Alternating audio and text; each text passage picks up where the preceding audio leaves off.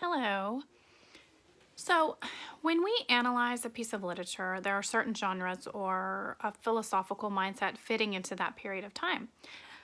Transcendentalism was one of those and was founded in 1836, and Emerson was considered basically the godfather. There are many elements of transcendentalism, from focusing on the individual or self reliance, the divinity of nature, democratic ideas, transcending in nature to find wisdom and peace, finding the truth in the world, and the oversoul. The oversoul was a name Emerson created for another aspect of transcendentalism, meaning a spiritual feeling, transcending and connecting with man, nature, and a higher being. Well, now we have an idea of what transcendentalist writers think. So let's try to analyze a piece of literature, finding the aspects of that era and the transcendentalism. In Frederick Douglass's My Bondage and My Freedom, we find many transcendentalism aspects throughout his narrative. When we're reading the true narrative of the once black slave, Frederick Douglass, we will examine the self-reliance, self-freedom, and self-development, the non-conforming to man, and a connection with the oversoul. Frederick Douglass was born a slave because his mother was a slave. Back then, white slave owners used the slave women for sexual pleasure.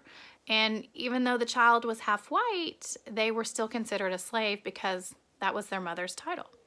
So this was what was believed to be the case with Douglass. He never knew his father, but he was believed to be one of two possible masters. So at age 6, Frederick, his grandmother, walked him 12 miles down from the plantation where he grew up, and he was put to work. He mingled with the white daughter of the slave owner and some of the friends, and he was able to learn to read and write. This was not typical. Most slaves did not know how to read and write, simply because their owners did not allow it. The owners didn't allow it because they didn't want the slaves to have the freedom and the knowledge. To them, the dumber the slave was, the less intelligent the slave was, the better. So, according to Douglass, he quotes, I quote, "My knowledge was now the pride of my brother's slaves, and no doubt Sandy felt something of the general interest in me on that account." Douglass is basically stating that because he had knowledge is why the colored people liked him and were willing to sacrifice beatings of their own to help him. In description of the man Douglass was, Luhmann states, and I quote, "When a man raises himself from the lowest condition in society to the highest, mankind pay him the tribute of their admiration. When he accomplishes this elevation by native energy, guided by prudence and wisdom, their admiration is increased. But when his course, onward and upward, excellent in itself, furthermore proves a possible, what had hitherto been regarded as an impossible, reform then he becomes a burning and a shining light, on which the aged may look with gladness, the young with hope, and the downtrodden as a representative of what they may themselves become." The fact that Douglass was so determined to gain knowledge and develop his mind that other slaves looked up to him. He was a role model for the other slaves because of his self-development and his knowledge. Here, Douglass shows his determination of many self-development elements, which is a major aspect of transcendentalism.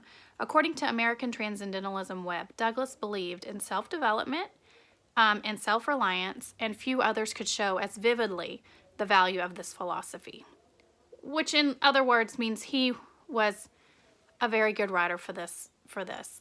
Douglass did not want to rely on anyone but himself. Secondly, Douglass does not conform to his identity as a slave. He was sent to Covey to be broken in the first place because he would not follow orders from his master. When Covey attempts to break him in, Douglass puts up a fight, and resisting is a huge lack of respect. But Frederick didn't care. He was not going to allow Covey to beat on him or break him down. Number one, Covey was a black man who was conforming to white slave owners to subdue, beat, and cruelly break down slaves' inner being to abide by the white masters. And Douglass was not going to conform to Covey or anybody else. The morning after the night he returned to Covey's, he had decided that if, and this is quote, if Mr. Covey should then undertake to beat me, to defend and protect myself to the best of my ability. His resistance to Covey, Frederick describes as the turning point as his life of a slave. Douglass says, it rekindled my, this is quote, Douglass says, it rekindled by in my breast the smoldering embers of liberty. It brought up my Baltimore dreams and revived a sense of my own self-respect and self-confidence and inspired me with a renewed determination to be a free man. Lastly, Douglass transcends with the oversoul. Remember, the oversoul, it includes three elements: man, nature, and a higher power. During his escape from Covey, Douglass escaped to the cornfields for cover and allowed him to get into the woods and unnoticed. So while he was there waiting to make his next move, he transcends in nature. Frederick writes, quote, I am in the wood, buried in its somber gloom and hushed in its solemn silence, hid from all human eyes, shut in with nature and nature's God, and absent from all human contrivances. Here was a good place to pray for help, for deliverance. In this moment, Douglass is transcending in nature and a higher power, which the higher power in this instance is the God Almighty.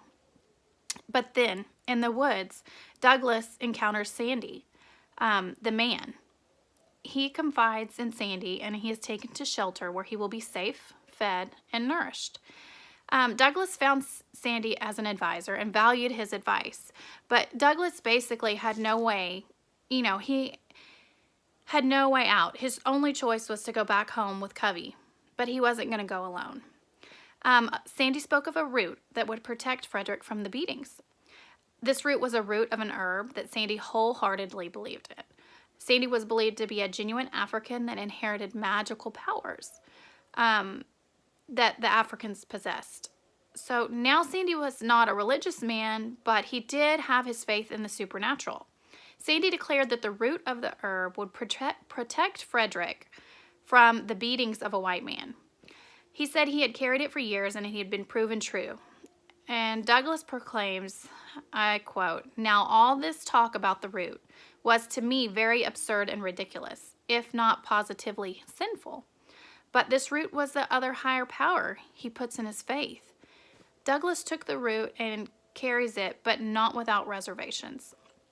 Frederick states, I quote, how do I know but the hand of the Lord was in it? With thoughts of this sort, I took the root from Sandy's and put them in my right pocket.